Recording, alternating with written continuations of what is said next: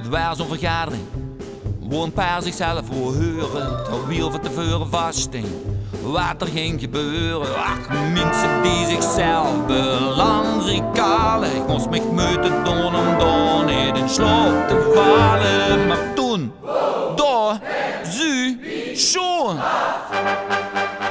Ze lachte tegen mij en dat voelde zo goed. Ze kneep een huisje dicht en dat gaf de burgermoord. Met geen woord werd meer gezag als met een leven lag. Die vergadering voelde leeg.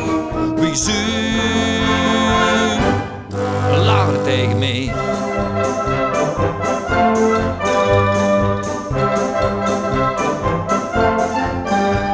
Ik speelde op een begrafenis. De tijd stond stil in het godshuis. Hier werd bestoren nog de baas en op het altaar hoorde geen zandtoes. Zij heb ik zo voor Paul gestaan.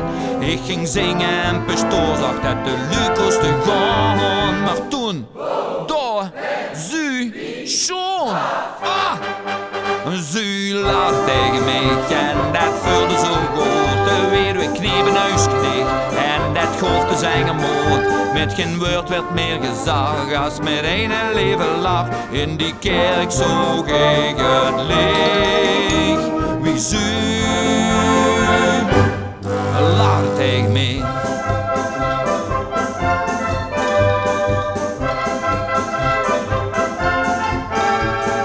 Iedere week weer een nieuwe dood gevonden. Om nog minder te zeggen met een leven lag. Hoeft niemand schaduw te leggen.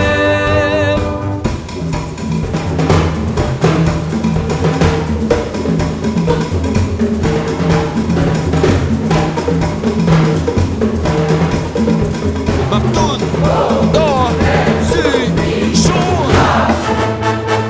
Ze lachte tegen mij en dat voelde zo goed. Ze kneep een huisje dicht en dat gaf de burgermoord. Ze lachte tegen mij en dat voelde zo goed. Toen weduwe kneep een huisje dicht en dat gaf de zijn moord. Met geen woord werd meer gezag als met een leven lag.